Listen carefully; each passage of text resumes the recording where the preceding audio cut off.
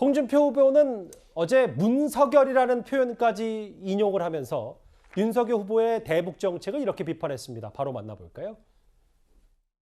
문재인 정권의 실패한 참모총장이나 이 사람들 다 데리고 와서 이제 북핵 대북 정책을 만들었는데 이거 보니까 대북 정책이 우리 당 선거하고는 전혀 달라요. 문재인 정권 위기라고 하죠. 그래서 심지어 대북 정책에 관해서는 문성열이라는 말도 지금 SNS에 떠돌고 있어요. 여기 우리 대해서 어떻게 후보님이 만드신 거 아니에요? 불가역적인 비핵화 조치가 안 되잖아요. 이루어졌을 때 그때 하는 것이죠. 그런데 이 대북 정책 관련해서 원희룡 전 지사와 홍준표 의원도 맞붙었습니다. 바로 만나볼까요? 홍 후보님은 혼자 아는 것처럼 하시는데 제가 홍 후보님보다 국제 관계에 대해서 더 전문가입니다. 핵개발, 독자 핵무장 추진할 겁니까 안 할 겁니까? 독자 핵무장을 추진하게 되면요. 바로 한국이 핵사찰 받아야 되고요. 우라늄 수입이 금지돼서 원전 가동이 지금 비축 우라늄 끝나면 다 세워야 됩니다. 홍준표 의원님 얘기하는 베네수엘라고 하는 직행 열차 핵무장 추진하는 순간 그게 현실화가 됩니다. 공부 좀 제대로 해주십시오. 아니 저렇게 요약해가지고 자, 윤석열 후보에게 어떻게 질문을 대통령 받기 위해서 하겠다고. 묻겠습니다. 화면 참 재밌습니다. 김근식 교수님. 예. 홍준표 의원의 말처럼 정말 문서결로 불리는 윤석열 전 총장의 대북 정책인지 어떻게 평가를 하세요? 잘 생각해 보십시오. 그러니까 아까 김종욱 교수 이야기 잘했지만 대통령 후보가 본선에 나가서 이제 국민들 상대로 대통령 선거에 들어가려면 보수 진영의 후보든 진보 진영의 후보든 대충 공약에서 나타난 외교안보 진영이나 대북 정책은 수렴되는 경향이 있어요. 잘 생각해 보십시오. 이명박 정부가 대북 정책이 강경하게 했습니다만 이명박 대통령이 갖고 나왔던 대북 정책 핵심은 기억나는 게 비핵 개방 3천이라는 게 있습니다. 북한이 비핵화만 하면 개방하기로 가기 위해서 우리가 오히려 북한을 더 많이 도와서 1인당 GDP를 3,000달러 해주겠다고 이야기했고요. 박근혜 대통령 때도 박근혜 후보가 내놨던 한반도 신뢰 프로세스라고 해서 한신프라고 해서 한반도의 신뢰에 기반해서 새롭게 협상을 하고 새롭게 회담을 해서 화해협력으로 가자는 이야기를 했었어요. 그러니까 저는 지금 윤석열 후보 캠프의 외교안보 공약이 그런 맥락에서 보면 보수의 그동안 이명박 정부, 박근혜 정부의 큰 맥을 이어오는 거고 저게 본선 후보가 됐을 경우에 많은 국민들한테 내놓을 수 있는 나름대로의 대한민국의 정통성이 있는 기능주의에 입각한 대북 정책의 내용들입니다. 한일 관계, 한중 관계, 한미 관계 이런 것들 하는 거거든요. 근데 지금 아까 홍준표 후보 TV 토론 나와서 뭐 합니까? 이게 다 문성열이다. 문재인 정부 이익이다. 그러면서 비판을 하시는 건 좋은데 그럼 홍준표 후보는 뭘 하자는 것인지. 아까도 그 지방선거 때 그 유세를 거부당했다라고 이야기하지 않습니까? 그때 왜냐하면 2018년에 그 분위기에서는 어쨌든 김정은과 문재인 대통령이 만나고 트럼프와 김정은이 만나는 걸 반대할 수가 없는 거 아닙니까?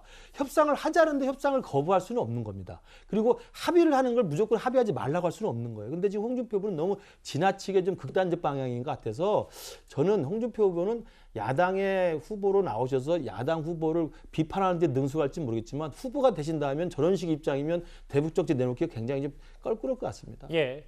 어제 TV 토론에서는 후보자 가족 관련 얘기도 나왔습니다. 바로 누가 어떤 설전을 벌였는지 만나보겠습니다. 지난번에 제가 대장동 게이트 연루된 판검사에 대해서 정말 썩어 빠졌다 이렇게 이야기했더니 판검사를 욕하지 마라 그러면서 저희 돌아가신 아버지하고 저희 형 이야기를 하고 또 윤 후보 캠프에서 제 딸 이야기를 하던데 가족은 좀 건드리지 맙시다. 제가 윤 후보님 부인하고 장모 예? 그 수많은 비리가 나도 제가 말 한마디 안 했습니다. 벌써 이렇게 얘기하시네요. 아니요. 진짜 이야기해 볼까요? 하세요. 예? 질문 시간 아니 얼마 안 그 왜 남았습니다. 가족을 그렇게 건드리고 그럽니까? 아니, 아무 왜? 잘못도 없는데. 윤석열, 유승민 두 사람 말고도 또 한 번 맞붙은 인물들이 있습니다. 바로 화면 볼까요? 모병장은 병력 몇 명으로 하실 생각이세요? 한 30만 하려고 그래요. 임기 내금 30만? 아니, 지금 no. 지금 아니. 55만인데 25만을 확 줄이겠다고요? 아니 나라 말아 먹겠습니다.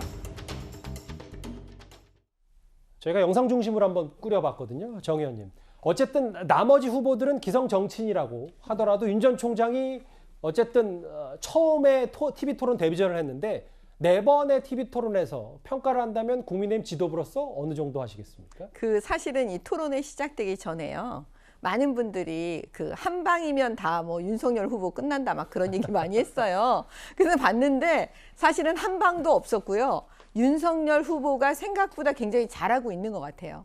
모르는 거 모른다고 하고 그다음에 솔직하게 얘기하고 그다음에 노련한 정치인들 틈에서 약간 그 순수한 느낌을 좀 주는 것도 같고 저는 이번에 윤석열 후보 그 다른 분들이 기존에 했던 대로 뭐 토론회 못할 거다 토론에서 망가질 거다 이렇게 얘기했는데 반대로 이 토론회를 통해서 윤석열 후보가 더 점수가 높아질 수도 있다. 저는 이렇게 봤습니다. 예.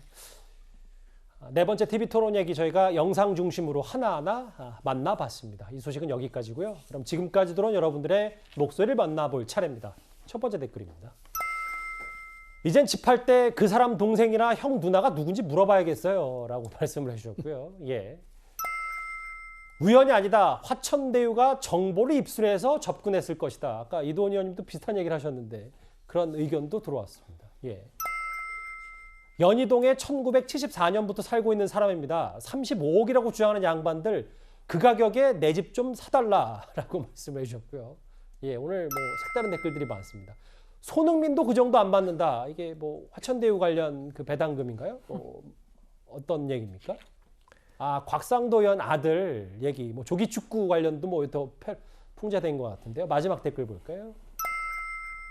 화천대유 천화동인 위리안치 봉고파직 어느 시대 살고 있는 건가요? 지금이 왕조 시대인가요?